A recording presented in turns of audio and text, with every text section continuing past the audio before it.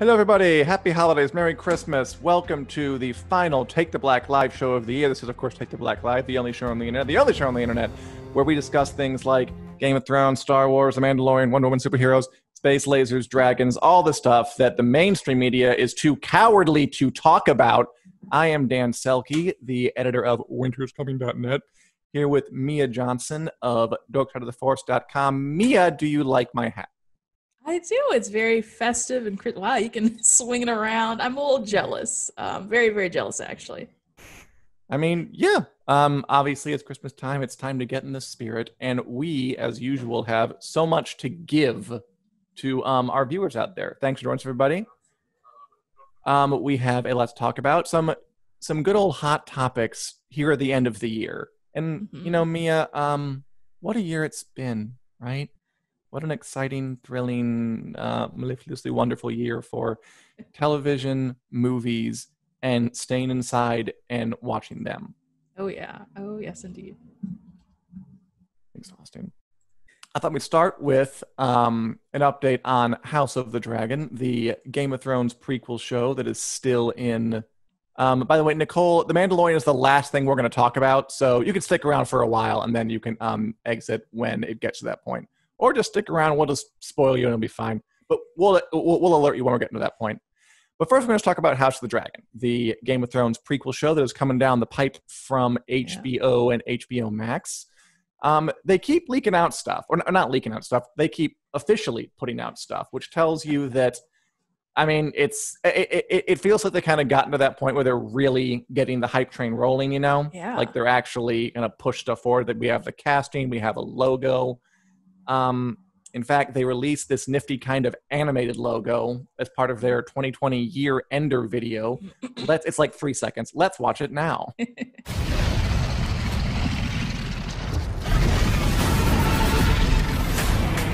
You know, it's just the dragon, which is taken right from Game of Thrones, by the way. It's the dragon when the dragon kills Varys, when he... They just took that and then plastered it onto... you know, a nice little fiery ring of fire around the House of the Dragon logo. Probably not the main thing. I do get the idea that they probably don't have like super developed assets yet, but they're so eager to get this out in front of people that they're just kind of like, let's throw that together, put that together, get it out there, get it out there. We got to have something to hype. Yeah, that's what it sounds like to me. Or at least looking at that clip, pulling it up. You know, it's not a lot, but it's enough to razzle dazzle. I'm thinking like Skyrim or somebody did that a year or two ago, where just like it's like, oh, what could this be? What could this be? Oh, it's just a land and it's a title. Huzzah! The day is saved. My work here is done. But I mean, it's still it's enough to get you excited, I suppose. Yeah, and I mean, it's filming next year, so I mean, I think pretty early next year. So I'm sure there'll be plenty of updates. Like we got an update about an employee, Benjamin Ip, who was the costume concept artist on such films as Eternals and Maleficent, Mistress of Evil, joining as like a concept artist. This is like a small bit, but it's cool to see him staffing up. And as you can see from the art here, designing some of Michelle Pfeiffer's costumes, it does kind of look Game of Thronesy, right? With the cloaks and the gowns and very just medieval. The sort of elaborate dressing. I could see that working. I could. Oh yeah. It's very... You know, it evokes something within you, the beautiful fashion of it all. No, I do really love me a nice like medieval gown. I wish, you know, maybe some days it'd be more a little appropriate to wear it, you know, outside, but that's just a tangent. I know what you mean. Like they just the ostentatiousness is something you wish you could like be that pageant filled in real life sometimes. Yes. But probably a good reason you shouldn't. Yeah. But yeah, no problem with that. I don't know if he's actually the costume designer. He's a concept artist. Michelle Clapton did costumes for Game of Thrones, did them very, very well. Like she won a lot of awards for, you know, Cersei's dress and Daenerys' dress and all that stuff. I love the fashion in Game of Thrones. I thought it got toward the end. The funny thing about Game of Thrones outfits is that like they got less and less realistic as the show went on. Oh, really? To, like the point where like Cersei and Daenerys are wearing like things you would not see in medieval times with like crazy shoulder pads and busts, but they looked more and more awesome as it went on. I'm thinking about Daenerys, that one in the final season. He had like this fur coat or something that was just like, how many animals did you have to kill for that? Like the white thing. They looked great. Oh, yeah. Great for cosplay. Yeah. they didn't make like any sense for like medieval times. But who cares? Like that's basically my opinion on it. Merry Christmas to you too, Nicole. And okay, Nicole, I'll see you a little bit later. And as Candace says, kinda. Not sure what that was in response to, but if you tell me, Candace, we can respond. That's basically it. Not a ton happening there, but Game of Thrones site. We'll bring you the updates when we can. Yeah. And next up, Mia, I believe that you got to watch a certain much delayed, heavily hyped superhero tentpole film early. Was it? I finally saw Wonder Woman 1984. Oh my goodness. Coming out Christmas Day on HBO Max and into theaters for the 8 people brave enough to risk that, I suppose. Okay, I'm curious. Let's get into it. What'd you think? Yeah, so overall I would say I had a pretty positive review of the movie. I enjoyed it. It felt like this new breath of DCEU, where they're trying to be a little more distinct from Marvel Cinematic Universe. Oh, really? That's good. And it kind of like, if you've seen Shazam and Aquaman, it's like they kind of are starting to feel more cohesive in that sense, where sometimes they're allowed to be a little more cartoony or a little more over the top, but you're like, hey, that's what that's what superheroes are all about to begin with. I never really got like, let's make them realistic. It's like, but they have strength and can fly. Yeah. I'm not sure that really fits them very well. The only thing is, in this movie, of course, you have Wonder Woman returns now. She's in America, and you have Steve Trevor, who is mysteriously back. Kristen Wiig is kind of like her colleague. I am still curious about that. I assume you're not going to spoil it, but no. Yeah, I'm like, how is he definitely died? And even if he didn't, it's like 50 years, whatever. Okay. Yeah, it's quite interesting, and kind of also rounding out the cast is Pedro Pascal as Maxwell Lord, who I've read a couple of varying reviews. I happen to like his performance in this. I thought he had a lot of fun. I thought it showed, and in my opinion, I kind of liked having a more grounded villain than always trying to up the ante you go from fighting someone very small to like Thanos, and then it's like, oh, we have to make another movie, and how do we top that? And this movie was kind of like, well, we're not. Thanos is MCU, but Darkseid, Steppenwolf, all those people. So I kind of appreciated scaling it back a little bit.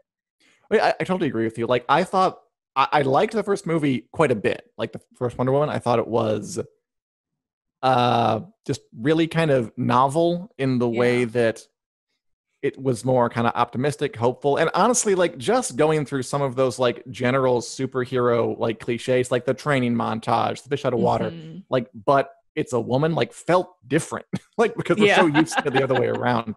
But that final act where it's just like, I'm the god of death or war, whatever it was. Yeah, just like a pretty like generic slugfest. I thought like I didn't like the third bit.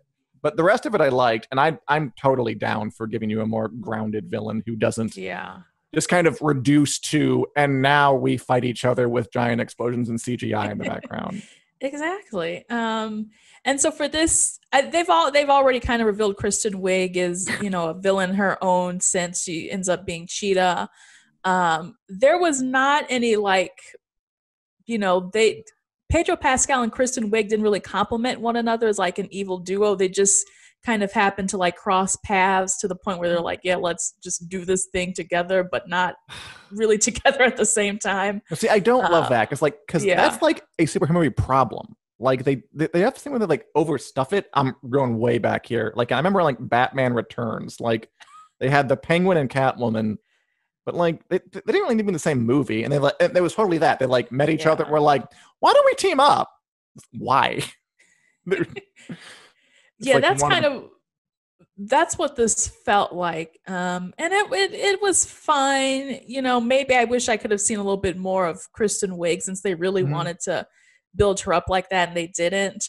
Another kind of thing that kind of faltered for me, if I'm talking about faults, is even though there wasn't a big bad villain, it still sometimes felt like I wish I saw more of Wonder Woman than Diana, because at some point we reached this really long stretch of the movie where she's not in costume. She's kind of doing like spy work and stuff like that. Sure. So when she actually does transform, I'm like, oh yeah, this is Wonder Woman. I was like, I kind of forgot that this is what that movie is, which it depends on how you view it. To me, I was kind of like, I wish I would have seen more of her in action or in costume, but I maybe mean, that's just me. we'll find out. It sounds like it might be a little overstuffed, maybe. Like, do you think it's because there's going to be like franchise bait? Is there going to be a Cheetah spinoff? Is that what they're leading to? I actually didn't feel that way. Hmm. It felt kind of self-contained. You never know where it goes. And plus, That's this good, is yeah. really because this is the 80s and we still have the regular DCEU with Justice League and all that. There's still Right. like a huge 20 to 30 year gap.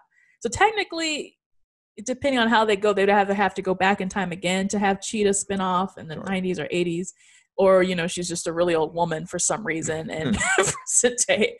Wow. But what I really did like, I really love the 80s aesthetic in this. It That's was cool, very yeah. reminiscent of how Stranger Things did it with the mall and all that stuff.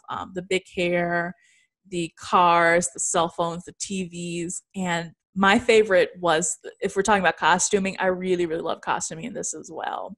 Cool. It did kind of blur the lines between, is this 80s or is this kind of like what a Gen Z kid would wear if they wanted to be in the 80s. So it looks nice on Instagram, but I still really love the looks. They had some really, really nice looks on that.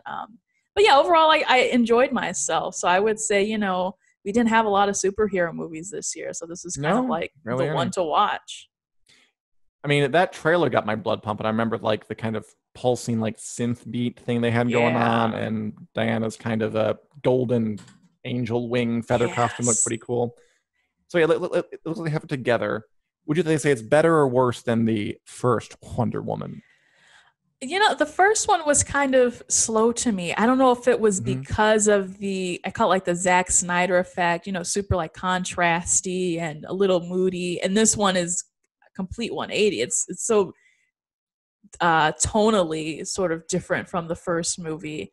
And it took me a while to watch the first movie as well. It took me Really? literal years to watch and finish this movie. So I don't know if it's just being forced to watch Wonder Woman 1984 in one sitting that I enjoyed it, or maybe I didn't really too much enjoy the first movie with like World War One, and that's kind of really old. And I was like, I don't really care about this. No, I Uh, like that about it. I loved the yeah. bit. I mean, that everyone else loved, where she was like rushing the trenches. That was a Oh yeah. really Oh yeah. fun kind of I don't know, just kind of mixing up like how superhero would fit into history. I thought it was the best one of the Exactly. movie. No, yeah, yeah. The first movie did have its parts. And I don't know if it's like maybe this movie might have a hard time trying to live in that movie's shadow because it was such a big film that it's kind of hard to Was. top it. So I don't know if you can quite top the first movie, especially if that's the way you feel about it. But I do think it is kind of a maybe close second. It's for me, I like it more than the first, but for others, it Right. might not. It doesn't maybe deliver the same punch that it did in the first one. I mean, we'll see soon enough when it comes out and folk will give their opinion. The reviews look pretty good, but sometimes might one of those things where the reviews are great and then you actually see it and there's like that Yeah, giant disparity. I love when that happens. yeah, between the fans and the critics. So I feel like I Mhm. was coming from this as a fan angle. I enjoyed it. It was really awesome and had some great moments, some great fan service moments, I will say. And good. Looking forward to it. And bye, Renee. Sorry the audio was a little spotty. And Candace said that I asked if I could see the dragon. She couldn't quite see the dragon in the logo. You didn't miss much, Candace. It was like dragon light up a logo of House of the Dragon. They don't have anything real yet. Right from Game of Thrones. All right. Anything else saying Wonder Woman 84 before we move on? No, I think we've talked about Pedro Pascal, so we probably got the perfect segue into our next topic. That's correct. Although it's time I have to break it up with this. If you want to hear more of us or on your commute or anything, we are available, Take the Black Live, in podcast form on iTunes, Google Play, wherever podcasts are available. But yes, Pedro Pascal is a Game of Thrones veteran who played Oberyn Martell. He played Max Lord and Wonder Woman, and he plays Din Djarin, aka Mando, aka they have a lot of names in this thing. I just had a tiny little thought about that as you were talking about Oberlin. There was a like Oberlin. tenth of a scene where I was like, was this a Game of Thrones reference? It's very, very slight, and it has him in it. So maybe you might catch it, maybe not, but it was kind of funny to me that I was like, this feels very Game of Thronesy. So that's If my it's tangent even a aside. little bit, I bet I will notice it because I spent so much time watching that show to cover it. There's nothing that can get by me. I'm sure I'll notice it, and then I will, I Awesome. will Well, you'll report back see it to you. in 2 days.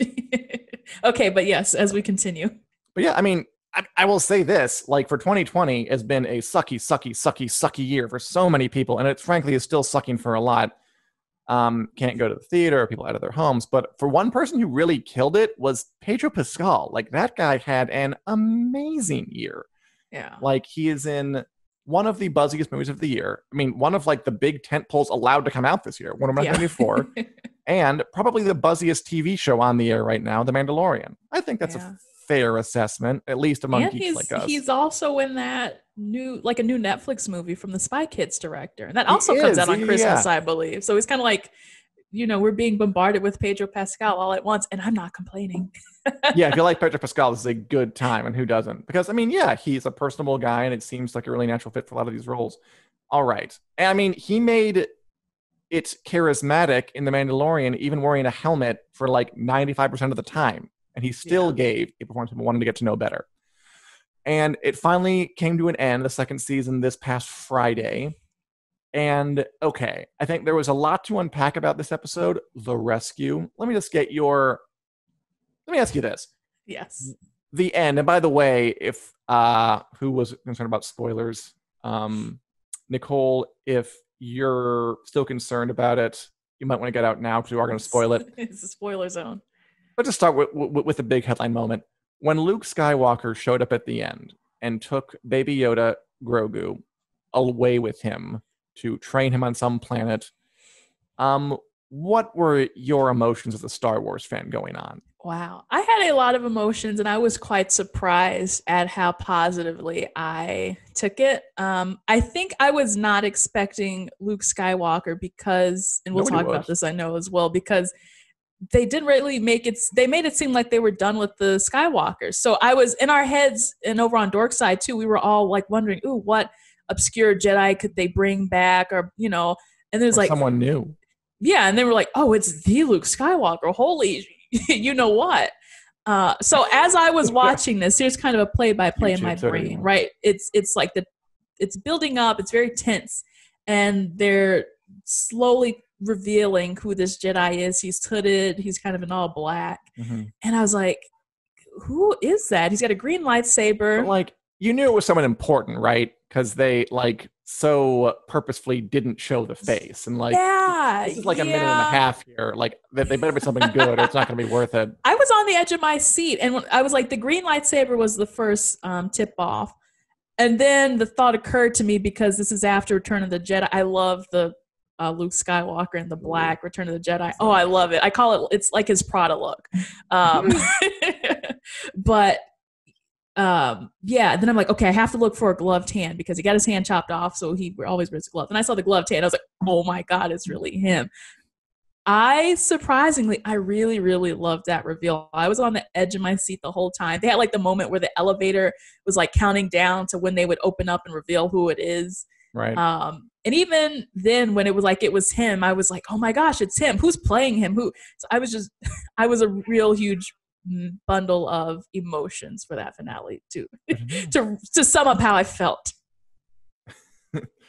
Really quick, we're getting some comments about kind of fading in and out. I'm sorry about that, guys. We will be available in like a smoother version on YouTube, the Winter's Coming YouTube page later. I mean, I'm glad that you were very enthusiastic. Like, I found out about it early, and so when it happened, I don't know. I guess I kind of spoiled it for myself. I couldn't help spoil it for myself. I watched it that night. It was fun. So I want to get into the critique of that part specifically.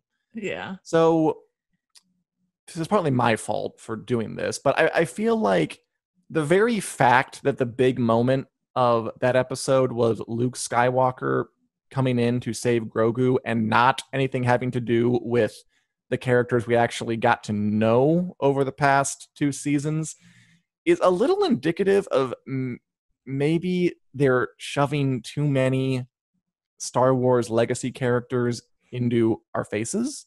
Let me ask you this. do you think you were more excited by Luke showing up or the emotional kind of a Grogu Din Djarin separation? Because I did like that part. I remember looking at it and being like, Uh-huh. oh, like full, oh no, he's leaving. Oh yeah, yeah. No, I was like on the edge of my seat the entire time from It was the good. who is this up until the face reveal. So yeah, I surprised me. I did not have a problem with that at all. I actually happened to like that. Gotcha.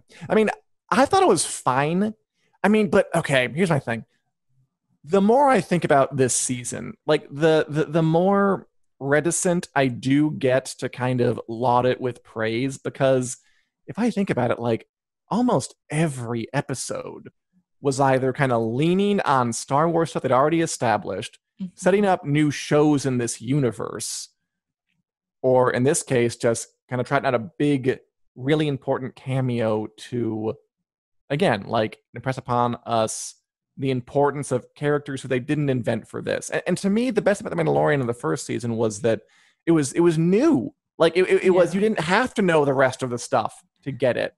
Like and I've read interviews about like, well, it's great. Like the lone Luke comes in, and if you don't know who he is, it'll still work for you. And it might be true, but I mean, let's be honest here. Clearly, they're playing on the fact we know who Luke Skywalker is, and it's Yeah. important. There was a critic. Oh gosh, Who yeah. it was. I was reading one. Matt Vulture. Zoller Sates of Vulture, who really hated it and put it in some colorful terms. It's hard to capture in words the galaxy collapsing short sightedness of requiring that every new Star Wars tale ultimately connect, however tangentially, with the same handful of genetically linked characters. Every time a Star Wars story genuflects with the Skywalker saga yet again, Lucas's mythos shrinks further in the collective imagination. And I'll say up front, I think that's going too far. I mean, it's like, it's not that bad, man. I mean, and it is still about the Mandalorian, but there was just so much stuff this season that was kind of him like interacting with other people's adventures and them kind of pulling focus. Like Hmm. even the first guy, Cobb Vanthus from like a story, but I mean that's kind of on the edge. Yeah. The second episode I think was setting up that Rangers of the New Republic show where they met the pilots who pulled him over. Then we had the heiress with Bo Katan, who's from Clone Wars. I'm sure she'll probably be part of the Mandalorian, I'm guessing. Ahsoka Tano obviously is all about her new show. Boba Fett is getting a new show. They brought him Yeah. back, who is a perennial fan favorite from the dead. I know there's nothing for how he died, but I mean, he died. Yeah. And then Luke at the end. A lot of it seemed like it was an excuse to kind of trot out other Star Wars stuff and not kind of really embrace what made it very different. And Hmm. intellectually, that does upset me a little bit. Although I will admit, when I'm watching it, mostly it worked for me. Yeah. Yeah. It in the moment it works. And I was thinking this over before we were getting ready. I was like, I think what I would have liked from them is just a little more honesty and openness about where they were going with this. Because yeah, we talked about season one was very much self-contained. And it was one of those things where it was very rewarding if you were a Star Wars fan because it's like, oh, I know what Oh, that yeah. is, or I know what this reference is, I but mean, not overly connected. oh, yeah, like, there's going to be references. Like, that's Yeah. fine. Yeah. Just, they came so thick.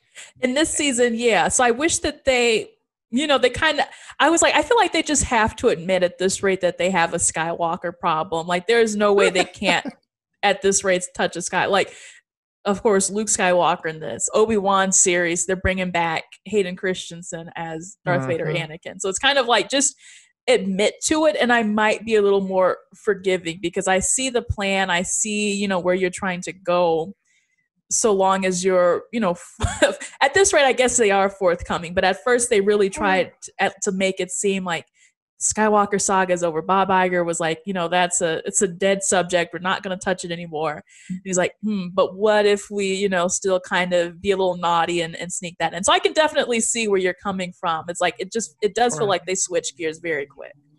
I kind of feel the same way about some Marvel stuff. Like, it's almost like it's such a well-made show, and it's so obviously lovingly made. Like people who make it, Dave Filoni is obviously a giant fan, cares very passionately about it. but it's almost like until they completely break from this stuff, I almost feel like it can't be great because Mm, I because I know that it's never going to like come to sort of its own denouement, like its own climax. It's always going to lean on this stuff. And so yeah. part of me is like, well, I can just go watch the originals. But I mean, they do have a lot of original stuff in there. Like Din Djarin's, arc was complete, right? I mean, he Yeah. fully developed from a guy who never took off the helmet, who would only do it in front of like a robot who's about to die, and then only reluctantly, Yeah. to here he fully took it off. And it was a big moment for him. Like, that's great. Oh yeah. And I just think they can maybe do that stuff without relying so heavily on the references. And me, I'm always talking about like their master plan to get us to kind of watch 18 shows Yeah. so we can monopolize our time, which I do think is fully true. But as long as they're good, I don't really mind. But I feel like it's harder to make them good when you have this, we have to have a never-ending, I mean, literally never-ending pipeline of Yeah. content in mind. Like, No, a great story has a great ending. oh And yeah. if your philosophy is these don't end, because if they end, we stop getting the money, it really it cuts it off a bit. It can never go like as high as I want it to. Exactly, yeah. And actually, I feel like when I watched the finale at the very end, for a not even a split second, for a long time, I thought that like maybe they were just bluffing and there wasn't going to be a season 3. I was like, I what if mean, this yeah, just is the ending? And then when they teased to the Boba Fett series, I was like, oh, what if this was a misdirection and they were saying we're going to have a season 3, but it's actually just, they're just going to move on to Boba Fett. it'd be And as weird. much as I kind of, would be a sourpuss about like, oh, but I want to find out what happens, or to me, almost having that be a shocking ending, just ending it on a tragedy. I Yeah, almost really like that idea of being like, this is what happened to the Mandalorian. Him and Baby Yoda, they fulfilled their mission, and that was it. It was that would moving, and work. That would kind of work, yeah. yeah, I but mean, part of me is like, what is the Mandalorian without Baby Yoda? I mean, yeah, let's face it, the show is called The Mandalorian, but Baby Yoda's the star. I mean, he's the reason exactly. we're all here. Um, do you want to watch a Baby Yoda-less Mandalorian? It does make me wonder what direction they're going to go in now, because Right. it's like you do have a storyline about, like the Bo Katan and the whole maybe reclaiming Mandalore, but again, no Baby Yoda. Or if you do lean on the Baby Yoda side, now it's like, okay, we're really going into Skywalker territory, because it's like, how did Luke He gets to train be there Baby all the Yoda? And time. yeah, it's like, or how did Baby Yoda meet Ben Solo? Did Baby Yoda get killed by Ben Solo? All those kind of weird things. So it does make you wonder, okay, what territory are they going in next, now that he did what he had to do. So what next is there to do? Yeah, I'm curious. I'm curious to see what comes next, but I'm just waiting for kind of the overwhelmingness to set in. But that is the name of the game now. This is our Yeah. future for a while, and it's going to be a lot of stuff to do. Well, plenty to talk about, no doubt, in the new year.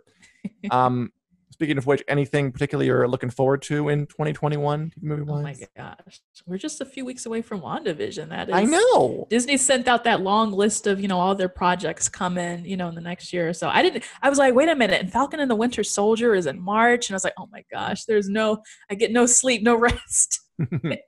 At least they're like that. They're Are they all going to be released like The Mandalorian at like 3 a.m.? I I'm hope pretty not. sure. I don't think they're going to stray away from that, weekly in the middle of the night kind of thing. Well, here's my pitch. How about 8 p.m. on a Thursday? I mean, because then Well, people are watching yeah. together. No one's going to watch together at 3 Yeah. a.m. I mean, if you live in Australia, problem solved. Exactly. Yeah, so that's what I'm looking forward to. How about you? I mean, that honestly, yeah, I am pretty hyped at WandaVision, and it's right around the corner, so I'm looking Yeah. forward to that. Looking forward to the movie just getting. I'm looking forward to going to a movie theater again. Oh I'll be yeah. honest with you. Yeah. I'd love to see Dune when it finally comes. By the way, they're trying to fight it, so Dune might not come to HBO Max and there's Ooh. the same time. That is mess what they have over there. I still say it's their last show of the year. I still say in the streaming wars, I mean, everyone's still, duking it out. If anybody Mhm. goes down, I think it's probably going to be HBO Max Wow, because really? they've made so many mistakes. I mean, the name, the price, and now this latest debacle where they're releasing things straight to the service, which is great for some people. I mean, it's great for us, frankly, if we don't, I mean, and good for people at large, they don't have to go to the theater, but they ticked off so many people who I'm not sure will work with them again. Yeah, that's true. Yeah, they might have to split. It would be interesting because they would have to kind of like relinquish HBO and kind of just letting that be its own thing rather than bundling it again and all that. So that would be kind of fascinating to see how they pull apart and maybe if they have to completely rebrand. If they do, um, they'll probably squeak it out, but they definitely had a rough go of it early on. Yeah. It makes you sad, just like because there are things like you wouldn't have to try too hard. I still don't get the price. I don't get the price. Who comes on a market where you have like Disney Plus at $6, Netflix at 10? Like, you know what we're gonna do is nuke it on the block, charge 15. Yeah. That'll really get folk in. Yeah. Who the hell thought of that? Yeah, they thought. I think maybe they were a little overconfident in their portfolio. We've got Turner Classic Movies, Hot Dog. We got Casablanca. We'll pay top dollar for that. And the delay I think for Roku really hurt them. And even Roku's now, on now. Yeah, even now the app is kind of laggy and it's not as intuitive as like Netflix. And so I was happy that they got it, and now I'm back to complain again, just because I want them. Yeah, that's what we do in this the app show. is really, really bad. Oh my gosh! Next to Disney, Disney Plus also needs to do better with their interface because that is also slow, not only on Roku but on the internet. So I'm not a tech expert, but that's kind of if I had a Christmas wish, I want faster HBO Max and Disney Plus interfaces. I mean, they added Roku, they added Amazon Prime devices or Amazon Fire devices, whatever. So maybe they'll slowly get it up to speed. By a year after it's out, it will be in a form that pleases people. That'd be nice. Other than that, yeah, I hope we get content in 2021 with everybody kind of delayed because of the pandemic. We'll see. The fall should be exciting at any rate. Yeah. Mostly I'm hoping for a return to just for folks to get back on their feet and for this to be over. 2020, good year for TV, bad year in general, but I'm glad to be ending it with you, Mia, and you, the viewers. Any other thoughts you have before we close out for the year? No, I hope everyone has a happy holiday season. I'm excited to relax, so I hope everyone else has the chance to just, it's been a tough year. So I think we all kind of earned it to just sit back and do absolutely nothing but enjoy our families, enjoy the magic of Christmas and the holiday season. Yeah, there's plenty to watch if you get bored of that. We are off next Wednesday. There'll be no Take the Black Live show on Wednesday, the whatever that is, the 30th. So we will see you the week after that in the new year on January 6th, 2021 at 4 p.m. Central Standard Time here on the Winter is Coming Facebook page and YouTube channel. Until then, happy holidays, happy watching, and have a great night. Bye. Bye.